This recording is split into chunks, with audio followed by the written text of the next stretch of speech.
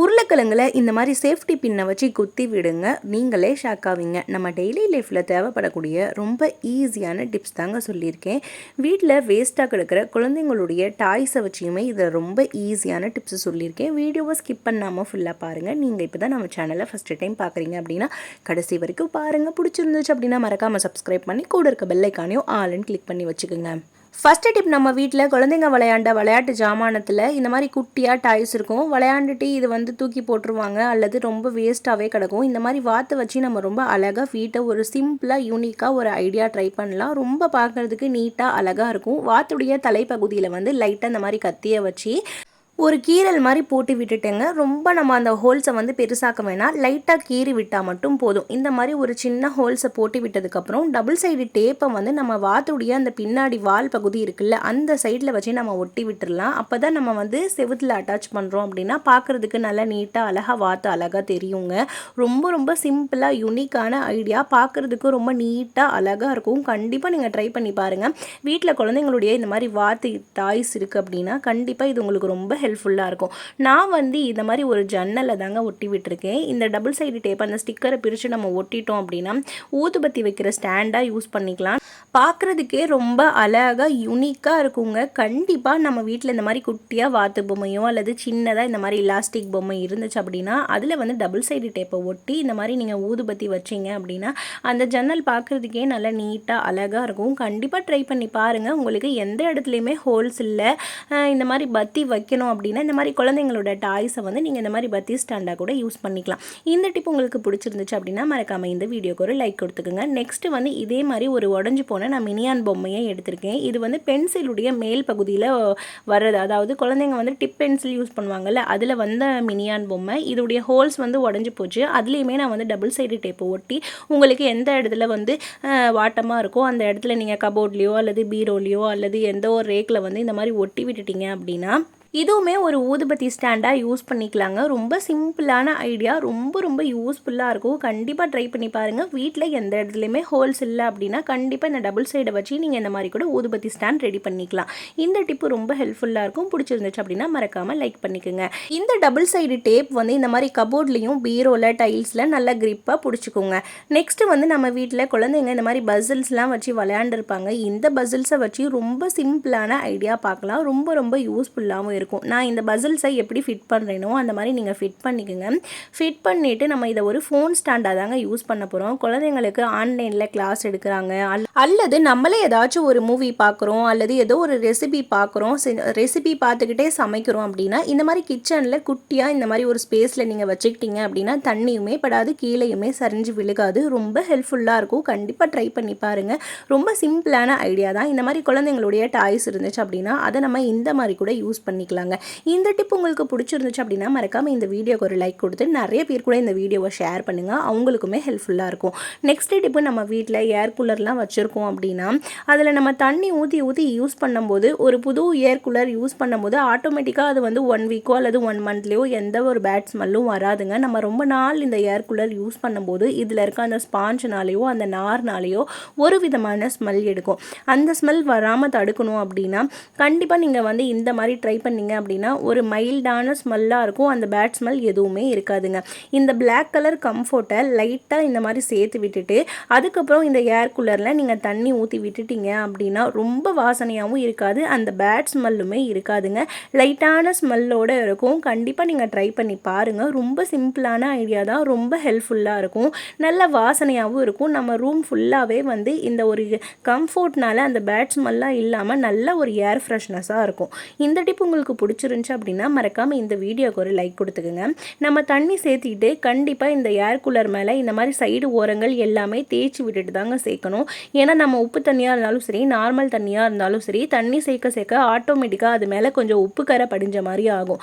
அந்த மாதிரி ஆகாமல் இருக்கணும் அப்படின்னா தண்ணி சேர்த்துட்டு லைட்டாக அந்த மாதிரி ஷேக் பண்ணி விட்டு நல்லா தேய்ச்சி விட்டுருங்க. இப்போ நம்ம ஏர் கூலரில் நம்ம கம்ஃபர்ட் சேர்த்திருக்கனால நல்ல வாசனையாக இருக்குது, எந்த ஒரு ஸ்மெல்லுமே இல்லை. நெக்ஸ்ட் டிப்பு, நம்ம வீட்டில் நம்ம ஊருக்கெலாம் ட்ராவல் பண்ணிட்டு போகிறோம், நம்ம டிவியெல்லாம் யூசேஜ் இல்லை அப்படின்னா கண்டிப்பாக இந்த ஒரு டிப்பை நீங்கள் ட்ரை பண்ணி பாருங்கள். நம்ம வீட்டில் ஏதோ ஒரு கிளாத்தை போட்டு டிவியோ அல்லது ஏதோ ஒன்றுக்கு வந்து இந்த மாதிரி க்ளோஸ் பண்ணி வைப்போம். அந்த மாதிரி வைக்கும்போது என்னாகும் அப்படின்னா இந்த சரிஞ்சு கீழே வந்து விழுந்துடும். அந்த மாதிரி விழுகாமல் இருக்கணும் அப்படின்னா டபுள் சைடு டேப்பை நான் 2 ஓரத்துலேயுமே ஒட்டி விட்டுருக்கேங்க. அதுக்கு மேலே இந்த துணியை போட்டு நம்ம மூடி வச்சு அந்த இடத்துல ஒட்டி விட்டுட்டோம் அப்படின்னா தூசியுமே படிஞ்சு போகாதுங்க. நல்ல கிரிப்பாக அந்த டபுள் சைடு டேப் ஒட்டிக்கும். இது நம்ம ஊருக்கு போகிறதுக்கு மட்டும் இல்லாமல் நம்ம டிவி மேலே ஒரு ஸ்க்ரீன் பொத்தி வச்சுருக்கோம், அது வழுக்கி கீழே விழுந்துருது அப்படின்னா கூட இந்த மாதிரி நீங்கள் டபுள் சைடு டேப்பை ஒட்டி நீங்கள் 2ஆக மடக்கி கூட போட்டு விட்டுக்கலாங்க. டிவிக்கு மேலே ஒரு ஸ்க்ரீன் நீட்டாக இருக்கும். ரொம்ப சிம்பிளான டிப்பு. பிடிச்சிச்சுன்னா மறக்காமல் லைக் பண்ணுங்கள். நெக்ஸ்ட் டிப்பு, நம்ம 10 ருபீஸ் சோப்லாம் வாங்குகிறோம். நம்ம வாங்கி வந்து யூஸ் பண்ண ஆரம்பித்தோம் அப்படின்னா அது டக்குன்னு சீக்கிரமாக கரைஞ்சி போயிடுது அப்படின்னா இந்த ஒரு டிப்பை நீங்கள் ட்ரை பண்ணி பாருங்கள். ஒரு சோப்பை நம்ம 3 துண்டாக்கி யூஸ் பண்ணும்போது அது நமக்கு ரொம்ப நாளைக்கு வருங்க. ஒரே சோப்பை எடுத்து நம்ம வந்து யூஸ் பண்ண ஆரம்பித்தோம் அப்படின்னா அது ரொம்ப கொலன்னு ஆகி சீக்கிரமாக வந்து கரைஞ்சி போயிடும். அந்த மாதிரி ஆகாமல் ஒரு 10 ருபீஸ் சோப்பையே நம்ம வந்து ஒரு 10-15 நாளைக்கு வச்சு யூஸ் பண்ணணும் அப்படின்னா இந்த டிப்பை நீங்கள் ட்ரை பண்ணுங்கள். நம்ம கவுண்டர் டாப் கல் மேலே சோப்பை ஒரு தட்டினாலே வந்து 2 பீஸாக வந்து விழுந்துடும். நம்ம எந்த இடத்துல நமக்கு அந்த பீஸ் வேணுமோ அந்த இடத்துல வச்சு நம்ம தட்டினாலே வந்து அழகாக தனித்தனியாக உடஞ்சி வருங்க. இதுக்காக நீங்கள் கத்தியெல்லாம் வச்சு கட் பண்ணிங்க அப்படின்னா தூள் ஆகும். இந்த மாதிரி ஒரு 2 தட்டினாலே போதுங்க. அவ்வளோக்கா நமக்கு சோப் தூளுமே ஆகாது. அழகாக வந்து 2 துண்டு 3 துண்டாக பிரிஞ்சு வந்துடும். இப்போ நான் வந்து ஒரு 10 ருபீஸ் சோப்பை தான் வந்து 3 துண்டாக்கியிருக்கேன். இந்த ஒரு பீஸே வந்து நமக்கு 4-5 நாளைக்கு வரும். ஒரே சோப்பாக நம்ம மொத்தமாக யூஸ் பண்ணும்போது அது கூல் மாதிரி கரைஞ்சி தான் போகும். இந்த மாதிரி யூஸ் பண்ணும்போது ரொம்ப நாளைக்கு வச்சு யூஸ் பண்ணலாம். நெக்ஸ்ட் டிப்பு, நம்ம வீட்டில் இந்த மாதிரி ஒரு சின்ன வேஸ்ட்டான பாக்ஸ் இருந்துச்சு அப்படின்னா இந்த பாக்ஸை எடுத்துக்கோங்க. இதில் 1 டீஸ்பூன் அளவுக்கு மட்டும் கல்லுப்பு சேர்த்துக்குங்க. இந்த கல்லுப்பு மேலே ஒரு முக்கியமான ஒரு பொருள் ஒன்று சேர்க்க போகிறோம். இது கூட நம்ம மிக்ஸ் பண்ணி வைக்கும்போது ஒரு சூப்பர் ஏர் ஃப்ரெஷ்னஸாக இருக்கும். கண்டிப்பாக ட்ரை பண்ணி பாருங்க. இப்போ நான் வந்து ஒரு கம்ஃபர்ட் பாக்கெட் தாங்க எடுத்திருக்கேன். இதில் 3/4 கம்ஃபர்ட்டை நான் இதில் ஊற்றி விட்டுறேன். நல்லா கொள்ளமாட்டு கொஞ்சம் தண்ணி மாதிரி இந்த மாதிரி ஊற்றி விட்டுருங்க.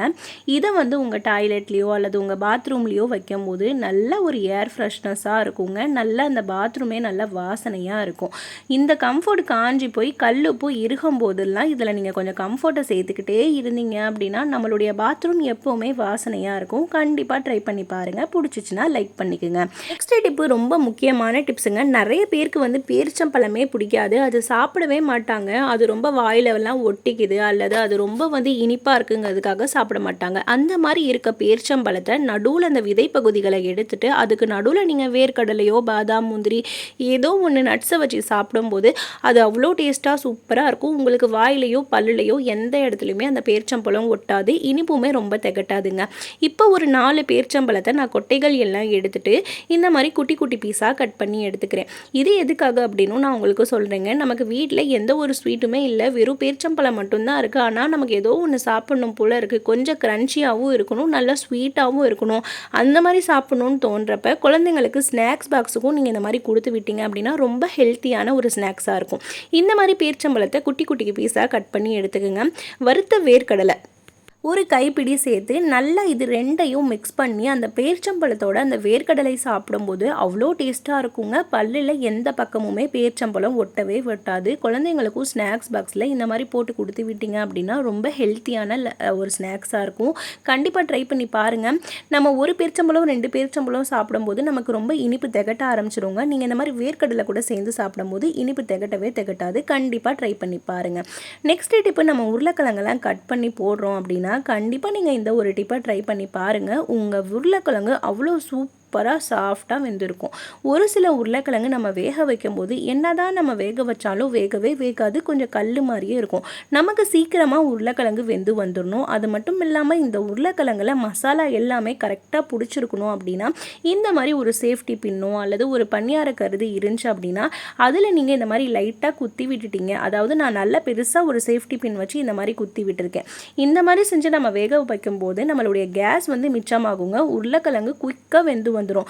நம்ம குழம்புலையோ கிரேவிலையோ இந்த மாதிரி நம்ம உருளைக்கிழங்க போடும்போது உருளைக்கிழங்குக்குள்ளேயெல்லாம் நல்லா உப்பு காரம்லாம் பிடிச்சிருக்கும். சாப்பிட்றதுக்கு நல்லா சாஃப்டாக சூப்பராக இருக்கும். ரொம்ப சீக்கிரமாக வெந்து வரணும் அப்படின்னா கண்டிப்பாக இந்த மாதிரி 4-5 டைம் வந்து ஒவ்வொரு உருளைக்கிழங்குலையும் நீங்கள் குத்தி விட்டீங்க அப்படின்னா சீக்கிரமாக வெந்து வந்துடும். கண்டிப்பாக நீங்கள் ட்ரை பண்ணி பாருங்கள், நீங்களே ஆச்சரியப்படுவீங்க.